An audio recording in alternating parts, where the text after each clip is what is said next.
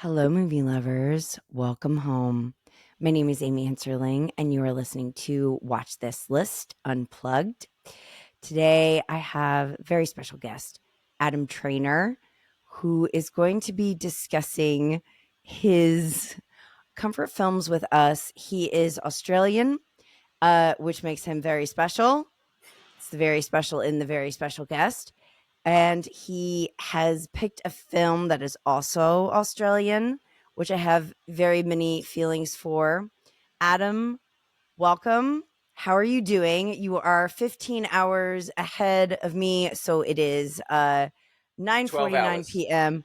You said you were 15 hours. What? Well, there's 24 hours in a day, Amy, and Uh, we're exactly opposite. So that Never mind. makes it 12. But It's that's okay. impossible for you to be Hey, 15. it's a good thing this isn't a maths podcast. Because I already would have failed. I guess so, but that's okay. I won't hold that against you. What I will have, however, is this very special, very Australian. Is that shorthand for and knowing how you felt about one of these films? Uh-huh. That I'm just a weirdo? Is that what you're getting at? What was your term? There was like a what did you say you were? Like a something weirdo. You said this on one of your Oh, comments. Would you confirmed call yourself weirdo. what? Confirmed weirdo. Confirmed weirdo. Okay, so you Yep. are a self-proclaimed like you've already referenced this. So you put that in my brain, okay? That's not organic. Fair enough. Fair enough. Hey, I wear that badge with pride. Yes, and I have a special place in my heart for Aussies. I do because I appreciate how direct uh, Australian people are, as well as just extremely like brutally honest at all times. Well, there's going to be plenty of that today. Don't Yeah, don't worry. but the thing that baffles me is that your the accent and the tone is quite cheerful. So they could say something very scathing, but with an upbeat sort of ness, upbeatness. Absolutely. Yeah, Mm. yeah, for sure. Why is that, Adam? Well, I mean, just trying to be polite, I guess. If you don't have any good news for someone, you might as well deliver the bad news with a smile and a chipper attitude. Yeah, but what? But it's just an odd combination because I've seen this happen now multiple times in films. Like someone will deliver something that's like very harsh, but they sound so like happy about it. We might get into this a little bit later, but I mean, I Mm, think there's definitely an outsiderness to mm, Australians. Like we feel, I think we're self-proclaimed outsiders, and mm-hmm, so we feel as though we're always maybe there's always a sort of combative aspect, but we've also been, you know, colonized and just left here in the harsh sunlight just to sort of wither and dry up, and we're all isolated from the rest of the world. So we just kind of have to make do. This is our mm, lot. This is our lot. yeah. So we might as well, Do might you as well have find an upbeat attitude about it. Do you find that you are interacting more often with other Australians, or are there a lot of Americans there? Like, what's the ratio of where you live, at I don't least? know any Americans here. None. There's none. No, no. Uh, I mean, there are a few. I know maybe there's one or two, but that's of Okay. the Yeah. hundreds of people that I interact with. Okay. So I, they're literally all Aussies. we are a country of migrants. Mhm. There's obviously 200 odd years ago were the first migrants who came and colonized the country, and there's been a lot of migration from Europe in the mid 20th century, and since then, I mean, we're very close to Asia, so there's a lot of Asian migration. Yeah, which is why every Australian town has a Chinese restaurant in it, and we'll get into that a bit later. But yeah, so there is a lot of cultural diversity here, but Mm. Yanks, nah, nah, mate. Nah, mate. Okay, but in your Adam and I were talking about this before we started recording, and mate is not considered a like term of endearment as much as another No, word that we're not going to say. it can be used in a range of different ways. It's very malleable. Yeah, Okay. Because when British people say mate, they definitely mean like friend, right? for sure. I think we sort of use it almost as a punctuation in a way. Like, Mm, yeah, mate, nah, mate. You could just say yes or no, but we have to chuck a mate on the end there, just to I make know, sure just you to. know that we've finished talking. I am very fascinated by all of these things and could talk about them for a long period of time. So we're going to move on. But I do want to say that Adam chose very interesting comfort films, one of which is definitely decidedly not. So I am looking forward to Adam's case for comfort case, comfort defense. But we're going to save that one for last. So, Adam, your first one is your nostalgic classic Labyrinth, directed by Jim Henson. Came out the year I was born, 1986. I did not see it until a couple of days ago for the first time. Tell me what it was like growing up with this movie and why you love it so much. Yeah, well, look, all three of these films I chose for different reasons and different types of comfort. Mm-hmm. And with this one, certainly it was a film that I saw as a kid. Uh, it was always kind of there growing up. But I guess the other element of it is, I think, a great way or a great marker of comfort, or one of the things that we find comforting when we think about film and film culture, is stars, spending time with people that you love and you know their career really well, and they've always kind of been there. And for me, David Bowie is that. Um, so yeah, I've got a very long history with Bowie. His music was sort of always, just kind of always there, always around. And then I guess as kids of the 80s, with this film, which had certainly some cultural impact, it was a reasonable hit. And it was just kind of became part of the cultural lexicon. Um, Bowie was always, for kids, Bowie was always the guy in Labyrinth. And then as you get a Mm-hmm. little older and you start to listen to his music, you realize, oh, wow, okay, there's a massive career here. And so I guess I want to put forward this idea that when we think about movie stars, or we're watching movie stars, like for example, when you watch Tom Cruise in Mission Impossible, you're also Mm-hmm. watching Tom Cruise in Top Gun and Maverick, or you're also watching him in Jack Reacher. You know, like the a star's career spans more than just that moment that you're engaging with, and so you're bringing all of those meanings and all of that personal collateral, to use another Tom Cruise reference, Good to job. each instance. And so for me, when I watch Labyrinth, I'm also watching David Bowie in The Man Who Fell to Earth. And I'm also watching David Bowie as Ziggy Stardust, or as the Thin White Duke, or as any other sort of iteration, I guess. Mm. And I wrote my honors thesis on David Bowie, and I used auteur theory to look at how you can translate an artist's creative output from one medium to the other. So basically, translating from music to screen, and how, like, let's use Labyrinth as an example.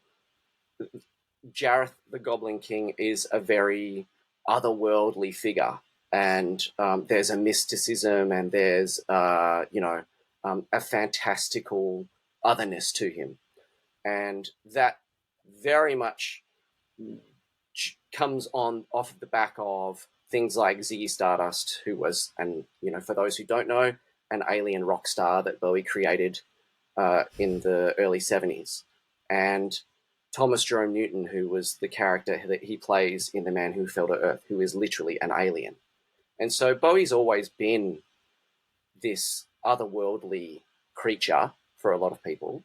And Mm-hmm. so, yeah, that comes to he brings that to what he's doing in Labyrinth for me. So as a okay, so you're like, besides that you are a massive Bowie fan, which you can show us your shirt, Adam. I know that you want to.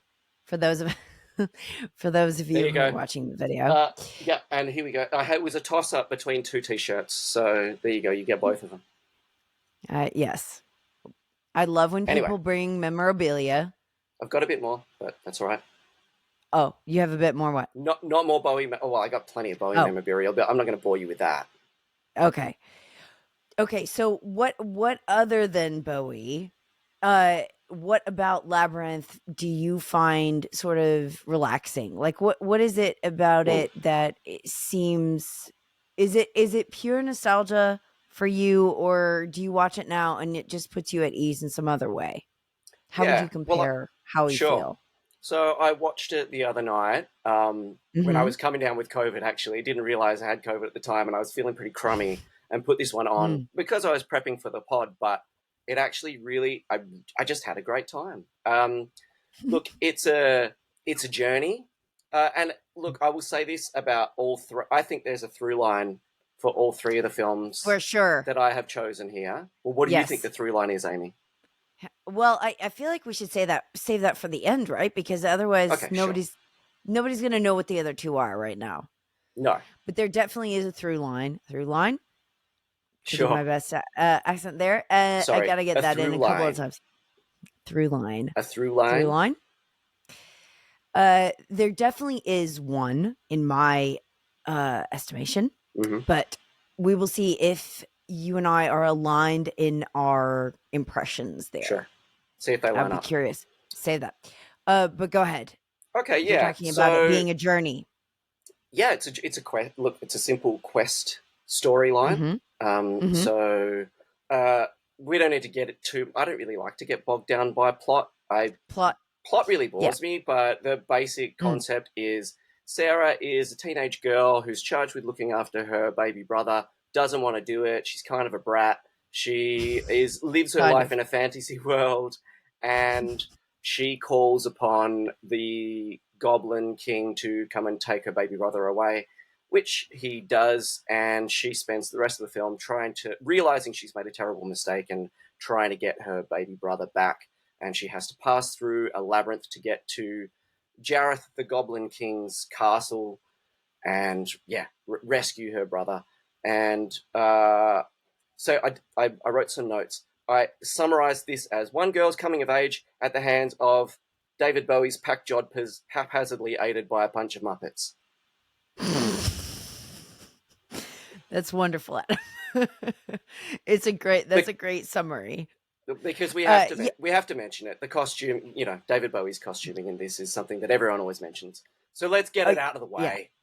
Go ahead and mention it properly. I know that everybody was mentioning his, Unmentionables. yes.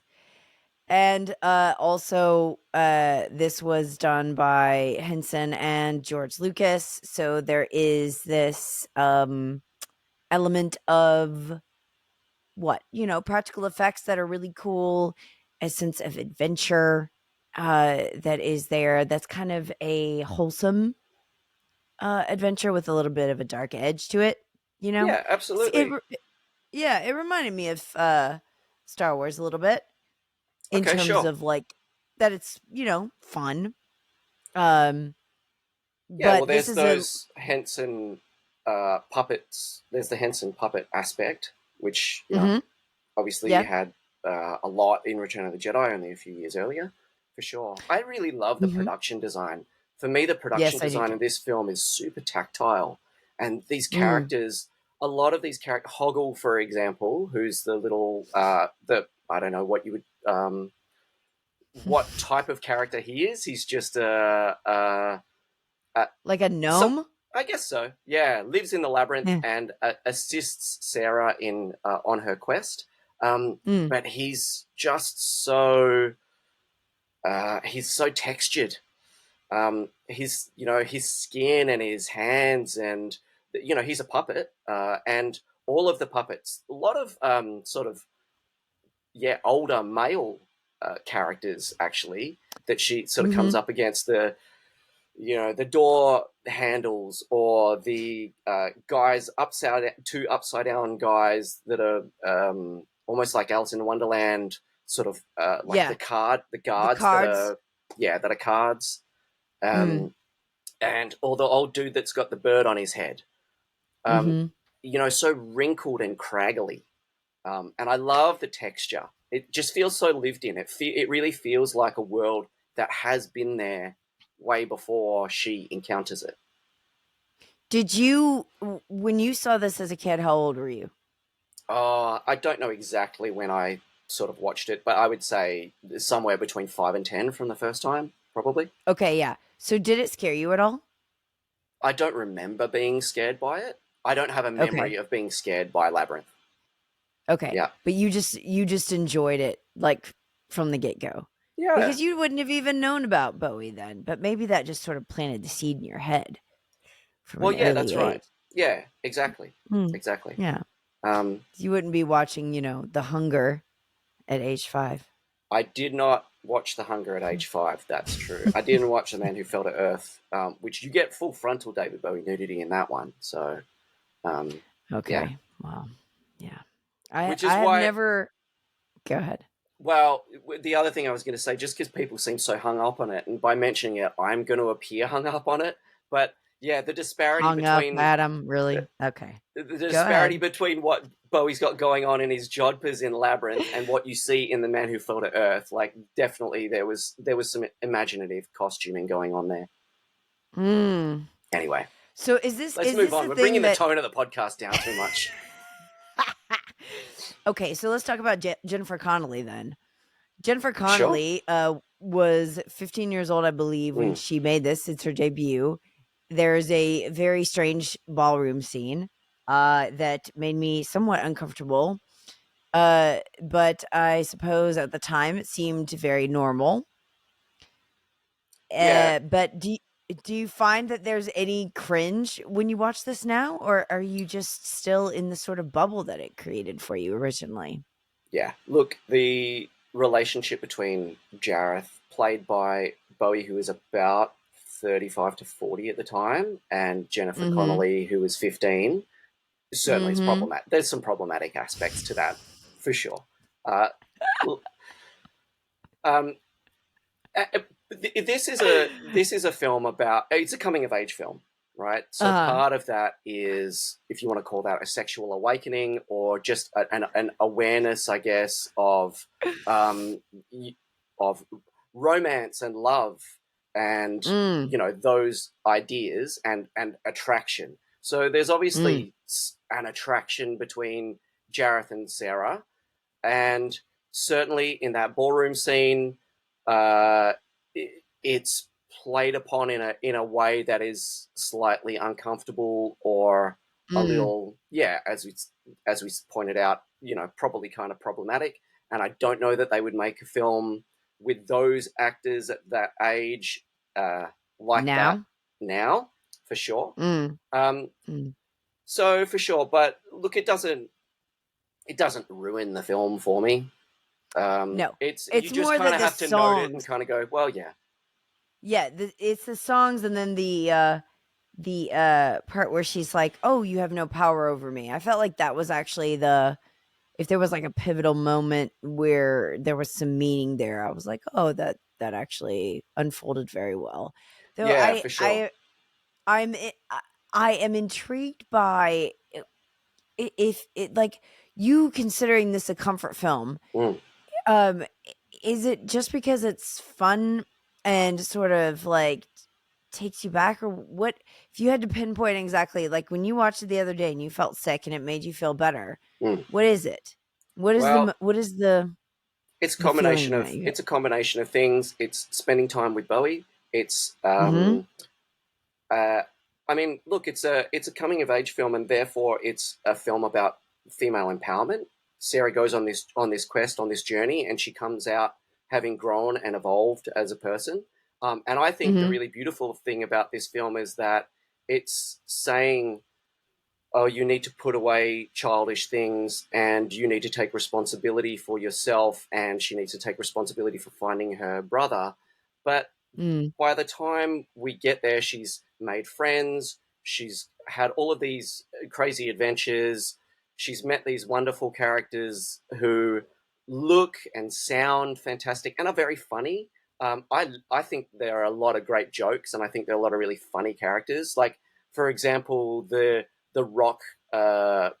She's walking through a whole big bunch of rocks that have faces carved into them, and they're Yeah. basically there to dissuade her, and they're sort of saying like, "Go back, turn back," and then Hoggles with her, and he's like, "Oh, shut up," like, and then they get all kind of defensive, and they're like, "Oh, I'm sorry, it's just this, I'm just doing my job," just little things like that, little character quirks of all of the weirdos that Mm. inhabit this labyrinth-like world Mm-hmm. are very those are very comforting to me. Also, look, it's as a film for kids, it's got everything you need. It's got slapstick, it's got sight gags, it's got both pee and fart jokes.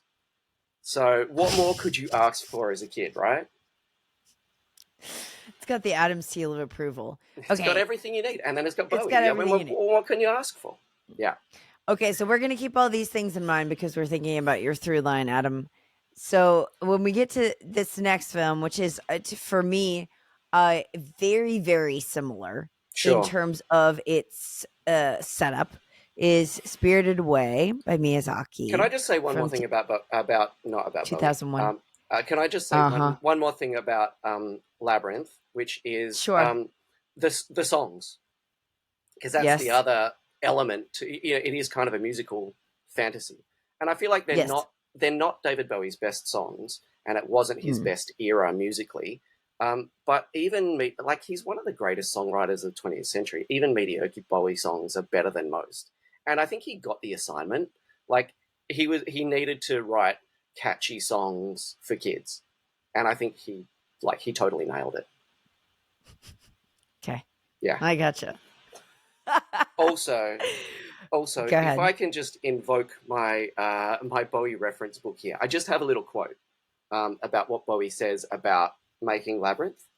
Um, Okay. Go ahead. Sorry, you introduced the second film, and And now you're pedaling back, I'm dragging us back. I'm so sorry, Amy. All right, very breaking the quickly. rules. I'm not going Hmm. to do a Bowie impression here because my Bowie impression's terrible, just as bad as my Okay. American impression. Jim gave me the script, which I found very amusing, Bowie explained at the time. It's by Terry Jones of Monty Python, and it has this kind of slightly inane insanity running through it. When I read the script and saw that Jim wanted to put music to it, it just felt as though it could be really nice, funny thing to do. Of his role of Jareth, he suggested that one feels that he's rather reluctantly inherited the position of being Goblin King, as though he would really like to be, I don't know, down in Soho or something. And I think that he brings this kind of laconic, kind of can't be bothered sort of attitude a little bit to the role. He's like, Uh oh huh. God, do I really have to deal with this annoying, you know, number one, all these goblins, but number two, oh, this girl and her brother. But then he's kind of lured in and attracted to her as well. So anyway, Yes, I would say his character somewhat reminds me of Brad Pitt in Ocean's 11 okay, as far as someone just sort of being cool and walking in frame and eating and chilling and just being cool and then leaving. So there's not like this intensity to them. There is sort of a laid back cool yes, quality. yes, So the fact that absolutely, he actually also saw this as that makes total sense. So I'm glad that you read that because that puts it into context.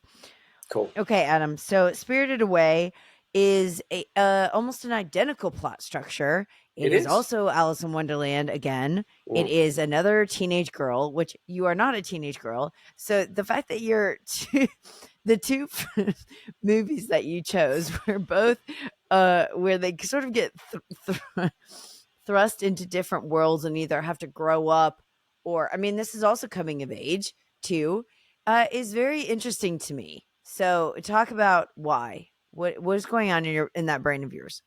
How do you know I'm not a teenage girl, Amy? How do you know how I choose to identify? No, look, I identify as a dude in his 40s, so Yeah, you're I not gonna think get that away with that one. I think both of these films, and Mhm. we're starting to see a theme emerge here. Yes, They're coming of age definitely. films. They are journeys, and I read them as feminist films. These young female Mm. characters are empowered, and they have gone on a journey, and they have evolved, learnt lessons, and they are better and stronger, and yeah, more empowered by the time they get to the end of these quests, and I like that. Um, How would you compare the 2 as far as the character development is concerned? Because I definitely saw a big difference between Sarah's and Chihiro. I think Chihiro. Chihiro's a more Chihiro. likable character. Um, Mhm, for sure. she's Although she's she's kind cer- of bratty at the beginning. she's a bit bratty at the beginning, but she's also, well, maybe that's where they sort of, both of them start out pretty bratty, and then by the time they've gone through these adventures, they're far Mm. more self-possessed. Um, they've learnt these lessons, but I mean, like Chihiro, just she finds it within herself. She just kind of buckles down and she just gets it done, and she commits to the world as well. She's like, okay, this is where I am now. So very, very basic plot. If you don't know the plot of Spirited Away, Chihiro is moving to a new town with her parents. They stop in their car right near their new house and get distracted, and then basically find themselves in fantasy land. Her parents get turned into pigs by a witch called Yubaba, and Chihiro spends the rest of the film trying to turn her parents back into humans, and yeah, learning a lot of lessons and making a lot of friends. So I summarized the plot of this one as one girl's coming of age at the hands of slave labor in a bathhouse, haphazardly aided by a bunch of spirits, frogs, a dragon disguised as a boy, and some disembodied heads. I think haphazard was in both of your descriptions. Maybe. Okay. I am listening. It might be in my description for the third. You just have to wait. Okay, we'll have to wait and see. There's Okay, a so theme emerging here. Adam, um, so in this example, it is different than the first one because the other one, the character is trying to shirk responsibility by saying, "Please take my brother away." In this one, Mm. I feel like her parents kind of deserved to be turned into pigs because they were acting like pigs. So you kind of get the sense of like, well, yeah, I mean, go ahead. Um, but then she takes it upon herself and she takes it very seriously. Like she demands employment, a job, and then gets her name taken away from her and Mm. is given a different name, which is very powerful symbolism. And Yes. then she meets very interesting characters along the way. So, and then it's set to just such a beautiful score. The score in Miyazaki films is really what sort of the comfort part is what I understand the most What I as really far as like about the the vibe. score in this one, and across his filmography, and Mhm. it's matched somewhat in the visuals, is that it's a world that is, obviously it's Japanese anime, and it's riffing on the iconography of anime and Japanese culture. But then there's Miyazaki also has this sort of fascination, I suppose, with European aesthetics as well. And Mm. it's Yubaba's twin sisters, whose I forget that character's name. Her house is this little sort of European cottage that's away from the Japanese bathhouse. And you kind of have this push and pull between East and West going on in the score, but then also in the aesthetics of the world, which is really fascinating to me. And I think it's this push and pull between the otherworldly and the familiar, and I think you can see that in Labyrinth as well. That's maybe where I find some comfort, is that you have elements that you recognize, but there are also these other aspects that are completely fantastical, or that are just really, yeah, otherworldly or strange. And it's sitting in that liminal space between the familiar and the otherworldly that I find really interesting. And yeah, I actually find it personally, I find it comforting. One of the other things that I So would, this oh, sorry, you go. no, go ahead. Go Well, ahead. one of the other things that I really love about Spirited Away is that there are these moments of stillness and these moments of quiet. When I was trying to think about what I was going to choose as comfort films, the last one was my, like, just immediately came to me, and that's probably the most disturbing revelation to you based on your reaction to it. But we'll get to that. But when I was thinking about, well, what kinds of things are comforting to me, stillness and quiet I really love. And I've, in the last few years, really gotten into slow cinema. But I wasn't going to subject you to like a Simon Lang film or a James Benning film, make you watch like, 10-minute shots of like empty sky. Um, so I thought let's keep it relatively contained to like traditional narrative storytelling because there's more to talk about there. But this Mm. idea of stillness and quiet, there are moments, and I mean, maybe you could compare Miyazaki to Ozu, perhaps in that respect. That there are just Ozu's pillow shots, for example, or there are just these moments where Miyazaki will pause on the location or just a beautiful vista and just sit with it for a little while, and I find that incredibly comforting as well. Yeah, like there'll be like a shot of the ocean or the wind, or there's a lot of that, like flowers or a field, or you're right. Exactly. There Yeah. is a lot of stillness to it. And that taps Yeah. into the idea of this Japanese notion of mono no aware, which is roughly sort of translated as the fleetingness of life or a sensitivity towards the ephemeral nature of things. And I think that that's very much in Miyazaki. I mean, I think that's in a lot of Japanese cinema because that's part of their, sort of culture. And I Mhm. really love that the way that it's rendered here. There's a stillness, but then it also rubs up against these, just totally fantastical visuals. And it's such an imaginative world. The world Mhm. building. I think that's another thing that I find incredibly comforting as well is really great world building. And having all of the elements of a story or where that story is located in terms of both the setting but also the characters. Who are the characters? Why are there three green disembodied heads rolling around bumping into each other? What's that about? Why are there giant ducks walking around? Who is that weird spirit guy that has no face? And I don't Yeah. know that there are necessarily great answers, logical answers. And so it's that world building for the sake of almost through dream logic, perhaps. But there's definitely a structure as well.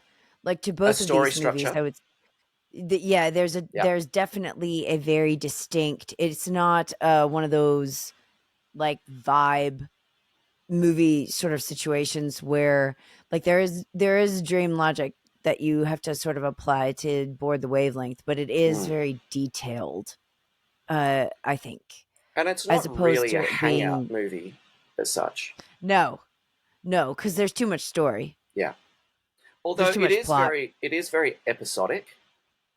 Mm. And it did remind me. I mean, it's the kind of film that sort of in my later teenage years, you would just kind of, I don't know, you'd throw on as visuals at a party, or you just kind of have it on in the background because it becomes part of the cultural lexicon. Everyone knows Spirited Away. It looks cool. It's got a cool vibe to it. So let's just kind of have it there, sort of sitting in a corner, and it's kind of keeping us company in a way. I've definitely watched Spirited Away in that context in a number of instances. Does it have a deeper meaning for you as far as what it's saying? Like, did you feel, because there were a bunch of reviews that I read afterwards that were so deep about the Zachary's was really good about the duality of like that there's two of everything and there's two of Mm. a lot of things that are sort of flip sides of the same coin, or the whole idea of loneliness, eating everything in sight and wanting to be filled, but then like never feeling satiated until someone has an act of kindness and then that's what does it. I mean, is there anything about it that deeply moves you, or is it still sort of at that kind of like surface level of just being something that you feel like is your friend, who you're just like, like it's like that seeing an old friend feeling?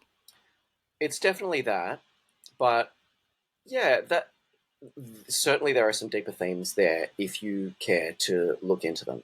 They're Mhm. there if you want them, basically. If Yeah. you don't want them, then you can just look at the pretty visuals, right? Um, Kind of like My Neighbor Totoro. sure. Like, that one is more to me in his canon, if you wanna say that for Ghibli, Mm-hmm. that one is, like, way more a kids movie, but if you Sure. wanted to read more into it, you can, but it's kind of geared more toward, you know, a more basic level than, like, The Wind Rises or I think, Howl's Moving Castle. yeah, for sure. And I think that with Spirited Away, there is a lot of. I mean, look, just the journey that the character goes on, but even that symbolism.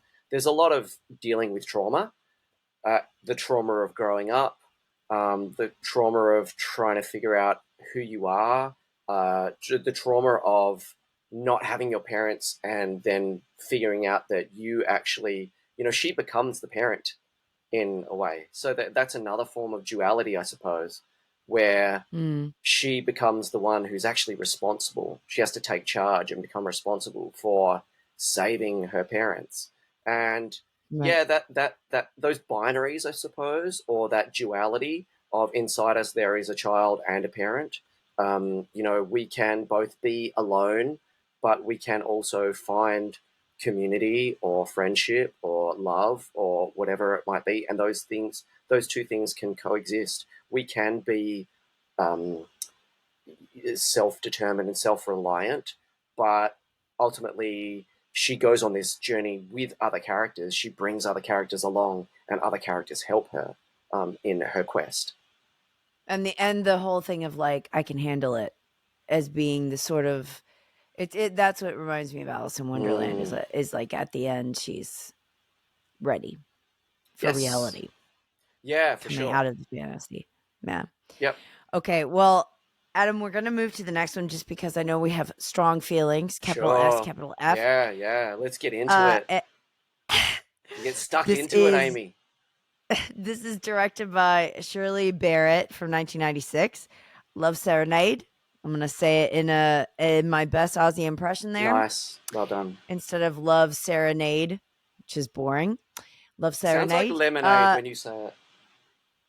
Love Lemonade. serenade. Oh, but you like to say it like the song, right? Can you say it like the song, Adam? Love serenade. Anyway, Very yeah. nice. Very nice. By Barry White, right? Baz. Yeah, old Baz. Oh, right. Yeah, Baz White.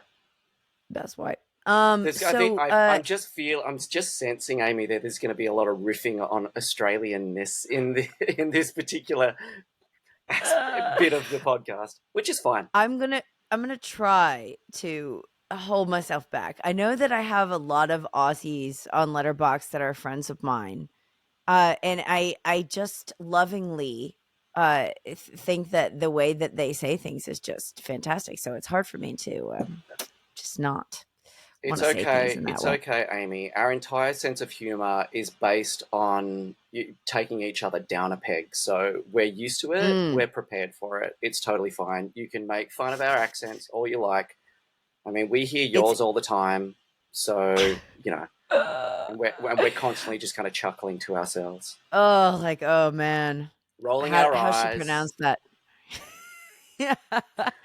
Actually, this Okay, reminds so me of something which is go a real ahead. bugbear of mine, which is terrible Mm. Australian accents by non-Aussies in films.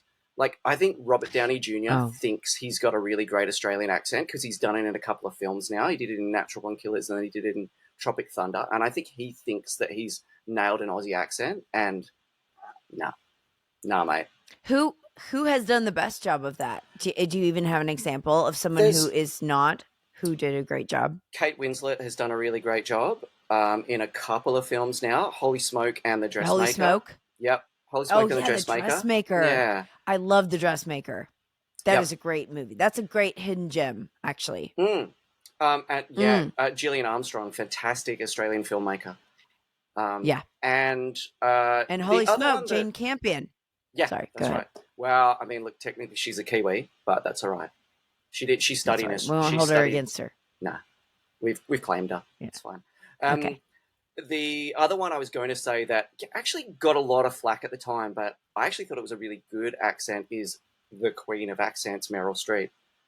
Um, Mm. in It was called A Cry in the Dark, but we know it as Evil Angels, which is based on a Mm. true story about Her baby. Dingo ate my baby. Yeah, Yeah, which I will know. yeah. Don't Yeah. you're not going to go there, Amy.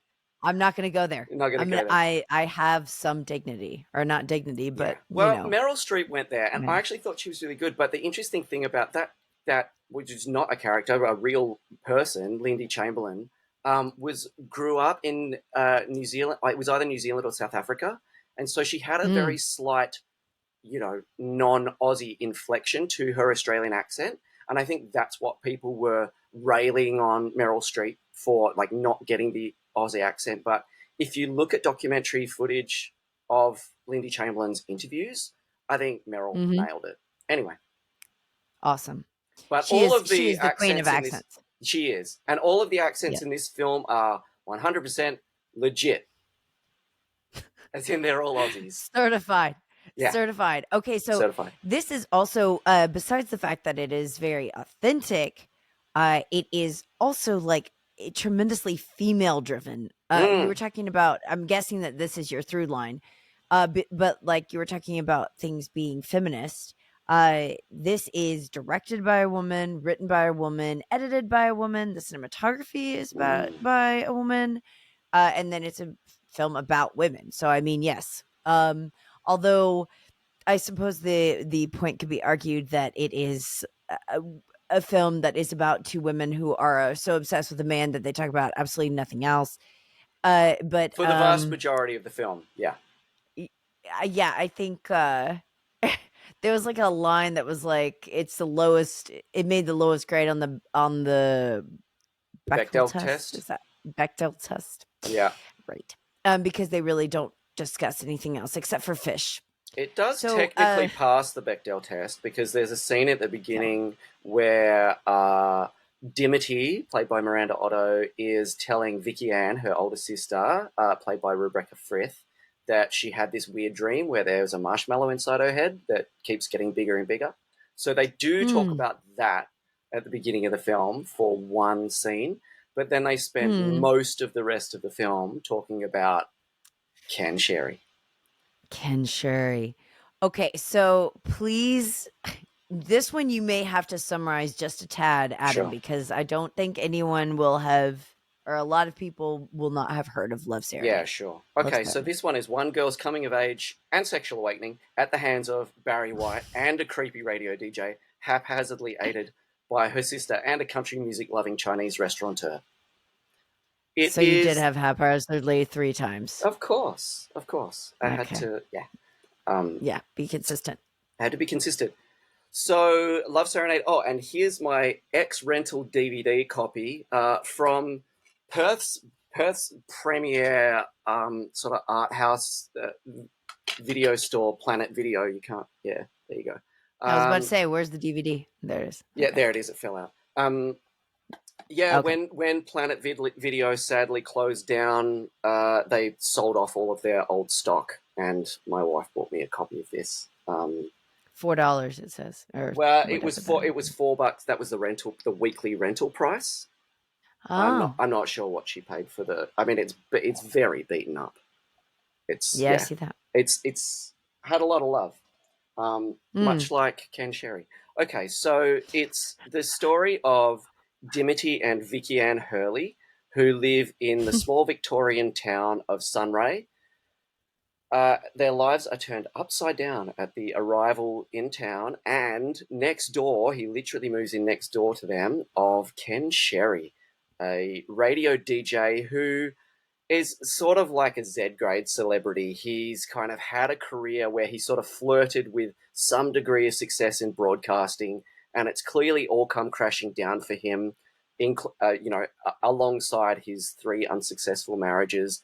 And so he comes to Sunray looking for something, and he finds the Hurley sisters.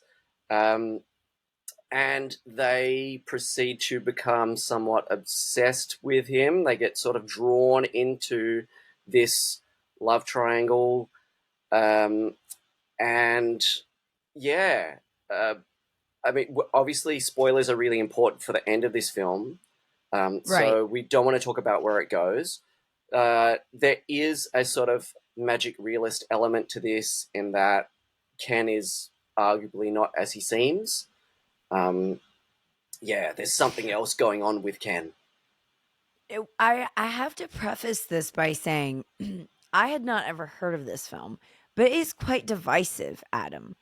There are very strong opinions about this movie. Mm. Like, people are either like very much in favor of it and think it's very quirky, is the word that came up the most. It's not really a word that I love because it just makes me think of like indie movies in the mid 2000s. But Quirky makes me feel like a film's trying too hard, and I don't think Love Serenade is okay, trying too hard. But I know what right, you mean. but I a know what you lot of mean. people described it as For sure. quirky. There are some odd elements to these characters and the story, for sure. Well, and she's called Odd multiple times directly, Mm-hmm. the our lead. Yeah. But then also, like, people hate it.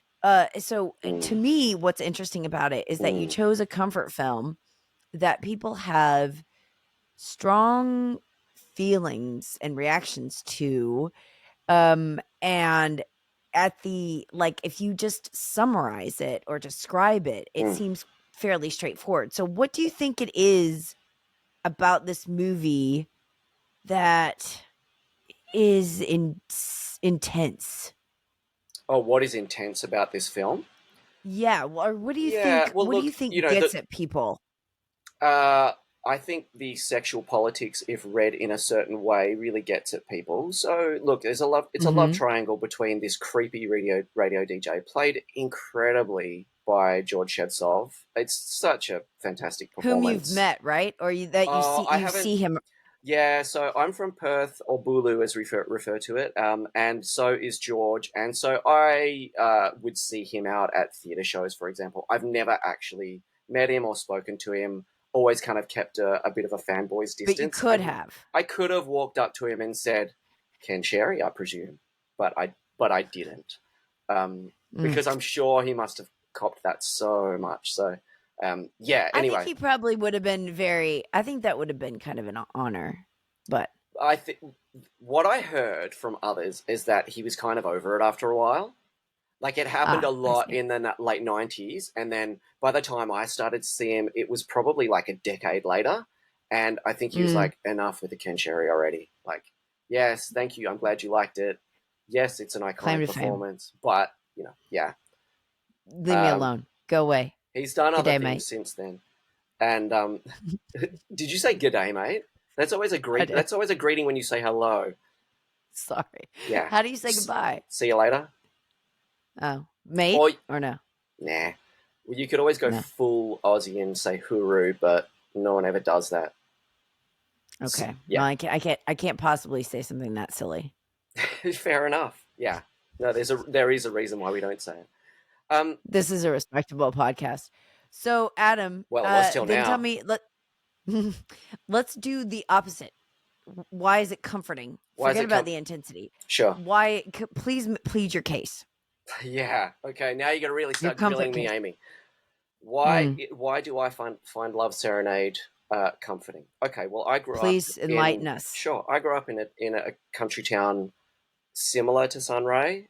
It was in a completely different part of the country, and it didn't look landscape wise necessarily the same, but there are so many similarities. Like, every Aussie country town has a fish and chip shop and a Chinese restaurant.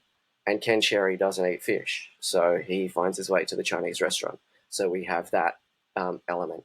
Every Aussie country town has an apex park, which is where Dimity and Vicky Ann meet for lunch every day. And it's a Mm-hmm. totally rundown park with a rusty swing set that's been there for 30 years and no one ever uses it and the kids never play there and it's completely overgrown with weeds, and it's awful. But these I kind of likened it a little bit because it's a I think this is a beautifully shot film. And Mandy Watkins, I think is her name. I've got the Mandy Walter, so Walker, Mandy Walker. She shot Australia, and she shot Elvis, and she shot the live action Mulan. Um, Very capable For Baz. cinematographer for Baz. Not Mm-hmm. Mulan wasn't for Mm-hmm. Baz, obviously, but um, it's Yeah. gorgeously shot in widescreen, and you have these very rundown quotidian Australian country town locations that are shot in such a beautiful widescreen. It reminded me a little bit of The Last Picture Show, in that you Yes. have this. Yeah, it's a small country town rendered really very cinematically. I love the use of color in this film. To me, this film looks really beautiful. I love that there's a color palette to each character. Um, Vicky Ann is a lot of pinks. Dimity is a lot of beiges. Ken Sherry is kind of browns. And we haven't mentioned Albert, who Albert is my favorite actually. Um, Albert Lee, The Albert chef or Albert Lee, who runs the owner. the Chinese restaurant that Dimity works Uh-huh. at, and which Ken Uh-huh. Sherry frequents. And Albert is his color palette is these sort of light blues. Um, so it's a beautiful looking film. Again, when I was thinking about what makes a film a comfort film for me, it's characters that I love Mm-hmm. to spend time with, and I love to spend time with these characters. Even Ken Sherry, I even love to spend time with Ken. So look, Why, Adam? okay, Please, okay, tell us why, because he is pretty loathsome he and is. despicable and you know, very unapologetic for his behavior. He is. He Look. Ken Yes. Sherry arrives in town. He's trying to escape something. He's trying to get away from something, and all of a sudden, he doesn't ask for the affections of these two women, but they kind of throw themselves at him. With casseroles. With Catherine, absolutely, um, and he was. It's almost like you can sense Ken kind of going, "Oh, I was trying to get away from this. Why am Not I being again. thrown? Not again." And he can't help himself. He can't help himself. Ugh. He is, and so he gets embroiled in this sort of this drama, this love triangle with Dimity and Vicky Ann. But what I love about this film is I actually think that it has a lot of empathy for all of its characters. And I've seen people sort of say, "Oh, it's quirky." For the sake of it, and it's kind of looking down on these characters. Like it considers them to be, it just casts them as these weird oddballs, and it's sort of making fun of them. I don't feel that at all, and I feel part of that is maybe cuts through to this Australian national identity where we consider ourselves outsiders anyway. And so when we see these stories of outsiders, like I actually identify with them. I'm not looking down at them. I'm not casting judgment on them. I actually feel like I share that oddness, that weirdness, that misshapenness that Dimity and Vicky Ann exhibit in interesting and different ways. Even the oddness and Mm. weirdness that Albert has. I love the scene where they're back of house in the Chinese restaurant and Dimity mentions Vicky Ann, who Albert had a little uh, fling with, and he gets all nostalgic and sort of teary and a bit melodramatic. And he starts singing Wichita Lineman, much to her just shock and Chagrin. dismay. Um, and he is so genuine in the way that he sings it. He's so invested, and he's really living that moment, singing Wichita Lineman, because it's embodying everything for him that music can when you feel compelled. And then, of course, Dimity just kind of rolls her eyes and has this just shudder of, oh my God, this is just awful. And so you have Get these me out of here. characters, get me out of here, Yeah. and you have this awkwardness where these characters kind of put themselves and each other in these awkward, odd, weird situations. And look, I'm not a complete weirdo in that when it gets to the really pointy end of the love triangle and the sex scenes and that whole seduction element, I'm not sitting there going, "Oh, this is great. I feel so." I don't necessarily feel comfortable in those moments. Uh-huh. I Uh-huh. certainly do share a degree of discomfort because it is rendered in a very awkward way. Uh, but Intentionally so. oh, absolutely, intentionally, yeah. Mhm. It's taking the film Yeah. tonally where it needs to go. But Mhm. this idea of, I guess, if I can kind of bring it back to like Australian cinema, because this was one of the in the 90s, like it wasn't as well known as something like Priscilla or Muriel's Wedding, for example. But it's like it won the Camera d'Or at Cannes, and it had a certain degree of status, certainly in Australia. I feel like in the 70s, after the Australian New Wave, it was all about these sort of grand narratives of nationhood, and sort of how our identity had been formed, like through colonization and through our abhorrent relationship with Indigenous Australians. And it was all about kind of big issues, or it was rendered through these really sort of dreamlike personal stories like Picnic at Hanging Rock or My Brilliant Career or things like that. Then in the 80s, it was either about these sort of prestige films that were reckoning with Australia's kind of colonial history, or it was about exploitation. We had the Ozploitation boom of the 80s, right? Thanks to a tax write off where basically, investors could make heaps of money by investing in these, schlocky exploitation films. And then in the 90s, it was almost like a coming to terms with this sense of outsiderness and our isolation, our sense of isolation. We are so far flung, we are so far away, both from the motherland and from like through the 90s as a kid, like a teenager in the 90s. I always felt as though we had these twin beacons of cultural imperialism beaming down on us, one from the US and one from the UK. We had grunge and Britpop. We had Pulp Fiction and Trainspotting. You know, and in the 90s, we actually started to come to terms with our own identity, with who we were, with that outsiderness, with that weirdness, with that oddness, and kind of claiming it. And I feel that films like Priscilla or Muriel's Wedding and Love Serenade certainly are about that. So I feel as though Shirley Barrett actually has empathy to spare for these characters, even for Ken Sherry. I feel like she actually has an incredibly, yeah, I feel like she has a sense of humanity and empathy. Ken's Ken's on a journey, man.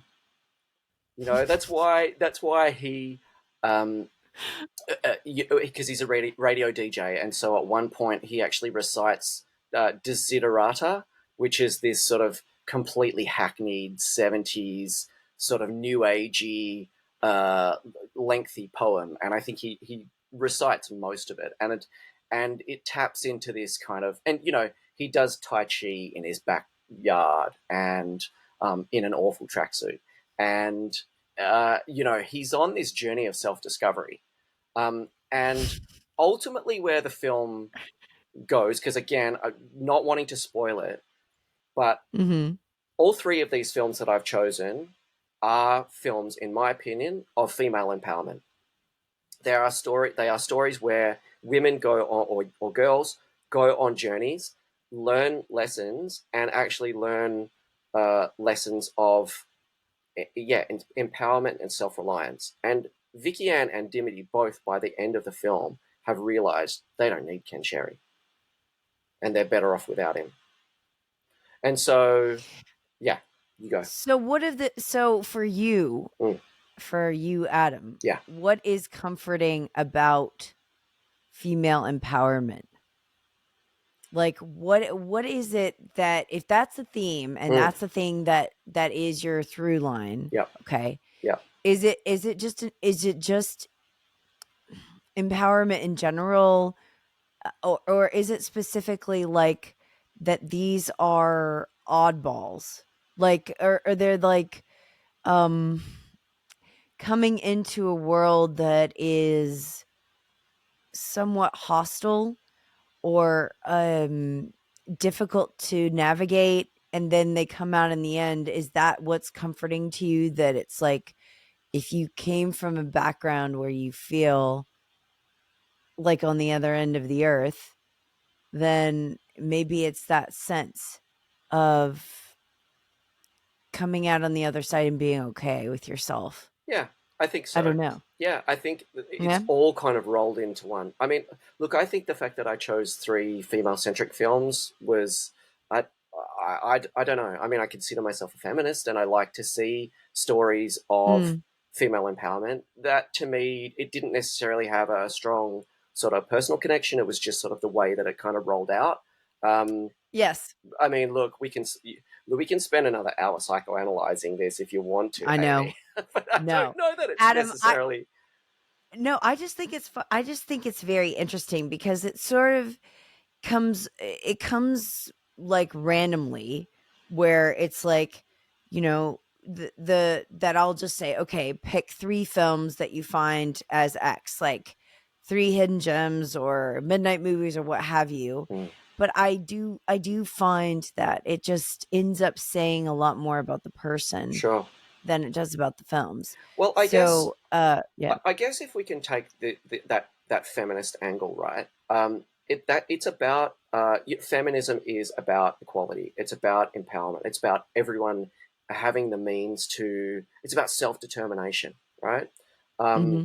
and so that can be that could be specifically feminist, or it could just be about self determination for anyone, for In any general. outsider, Hmm. any weirdo, anyone who considers themselves to have been, yeah, on the outside, or have had that been tagged with that otherness label, I suppose. Hmm. Yeah. Yeah. So. Well, I'm not going to get into too much about my beef, because it's so opposite yours that Mm, almost feel like I almost feel like we watched just completely different films, yeah. because to me, Love Serenade is very much like about rage, and uh everything's sort of boiling up, and then it just can't take it anymore and explodes. Hmm. And so, but perhaps that is because of where I'm sitting with the characters. Like, I don't identify with their on the fringeness as much as I do identify with the sort of jiltedness of it. Mm, And like that, uh that type of guy who he is, I relate to more in that vein. So there's definitely a lot in here that could kind of hit a nerve, I feel like, we other definitely than have it just being a fun comedy. I think we have different readings of this film, and I totally appreciate and understand your reading of it. I don't know whether my Mm. reading holds any weight with you, or Oh, of course. whether you think it's nonsense. But um, yeah, No. I guess that's why I can see this film, which, yeah, others see, and you certainly see, as like there's a real intensity to this film for you. Mhm. Um, And a darkness. sure. Like, it has, like, ugly emotions, but Mm, I think that that's good. I don't see that as a bad thing. It's just that it makes people feel, you kind of have to identify that in yourself when it comes up, and it sort of confronts you with it. mm, But I think that Shirley Barrett did a great job in demonstrating a feeling that I don't normally see, which is the sort of woman scorned, Shakespearean idea of like, don't piss off the wrong woman or any woman because yeah, you'll pay for it sort of thing. And it's got that in a very visceral way. I felt that felt personal to me too. Like it didn't seem like it was just out of nowhere or coincidence. It felt like Shirley was saying something there. Yeah, yeah. Look, they're both Vicky Ann and Dimity are at the beginning of the film. I think we're meant to feel like they're living in this small country town. Maybe they don't have a lot of agency, right? They're just, one's a hairdresser, the other works in a Chinese restaurant. They're still living together in the family home. Clearly, their parents have passed. There's just little details like there's a wheelchair just sort of sitting in their lounge room, and there's no Mhm. explanation. Yeah. I love that. Mhm. I also love Albert's house as well. But anyway, just yeah, beautiful set design. But they have claimed agency by the end, and yes, they've claimed agency by they've been, um, they've gone through this awful experience with Ken, and they've they've learnt self reliance. They've learnt that they don't need Ken, right? And yeah, I don't necessarily see the rage as much. I mean, look, if I were to flip it back on myself, I've had a few Ken Sherrys in my life. They were women, they weren't men, but I think we can certainly relate to that. Good point. You know that Yeah, that you could flip it. that, that Yeah. I mean, look, Dimity going and buying that helium balloon that says "I love you" and taking it to Ken, and basically And him proclaiming her love to him, and him yes. basically just turning his nose up and going, "Oh God, I don't need this noise," you know, Yes. and And sort like of love rolling. is about freedom and that like things shouldn't be taken so seriously. And by the way, like I'm gonna go see your sister. Yeah, Yeah, that was just a very that's a very real moment totally. that I don't think is just accidental. Mhm. No, Yeah. definitely not. And yeah, Mhm. look, there are some really, as you say, some really intense emotions in this film. Absolutely. Um, I also love that they're delivered for the most part in there's kind of a deadpan to a lot of it. The Mm. performances are pretty muted, but then there are these extreme spikes where Vicky Ann in particular will really kind of the intensity really really peaks and then it drops back down again. There's that. I love the way she says her sister's name. It's almost like she uses her sister's name as an insult. You know, Yeah. Dimity, Dimity. It's like this pestering, hectoring kind of. She's um, like her sister is lesser than. Um, and yeah, so there are these. It's a pretty like dramatically muted until these real extreme sort of moments, these roller coaster sort of moments, I suppose. Um, Yeah. yeah. Well, I want everyone to see it just so that I can get all the nuance in there as far as people's reactions. But just to wrap it up, Adam, Mm. we've got Labyrinth, we've got Spirited Away, and we've got Love Serenade as your comfort films. I believe that probably most people have seen Labyrinth. A lot of people have seen Spirited Away, but check out Love Serenade. Write a review of it. Even like you should just link it to me so that I can read it because this one was intriguing to me. It made me think. I have been thinking about it for several days, and I'm grateful that Adam picked something with a little bit of meat on it too. That wasn't just pure enjoyment. So thank you for that, Adam. I Oh, appreciate that. thank you for the opportunity, Amy. I mean, it sounds like I picked some films that were all three were a little bit prickly in a certain way, but hey, Yes. the word discomfort also contains the word comfort. Uh-huh. So discomforting can also be comforting in a Well, I guess weird that's sort of kind of what way. I've been getting at with all three of these films Yeah. is that the discomfort Yeah. and comfort sort of live alongside each other, right? They sort of rub up against one another.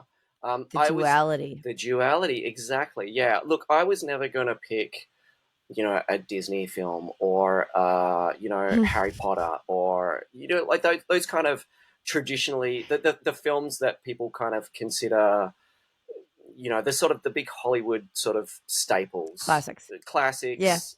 I was never going to pick that Hmm. stuff. That's just not my tastes. So yeah, whether you agree that these films are comforting or not, I think that there are some elements in them that are hopefully enriching. Yes, I think they are. Yeah. So check them out. Adam, I have never done this or felt compelled to do this, but since you are a person who has listened to every single one of my episodes, In will order. you, in order, will you do me the honor of closing this out with my ending line? Oh my goodness, what an honor! What an honor! You're Pete Holmesing Or we me could here, do it Amy. together. All right, sure. You want Should to do we? it Yeah, together? yeah. Let's do it You ready? together. All right. So do we? Are we going to count in? Yeah. There So we go. three, Three, two, one. two, Yeah. one, All and right. then we'll Hang on. say Yeah. All right. Cool. I have it. I count and three. you count. Okay. It's your podcast. You count, and then we'll say it together. Okay. Ready? Yeah. 3, 2, 1. See you See at you the at the movies. movies.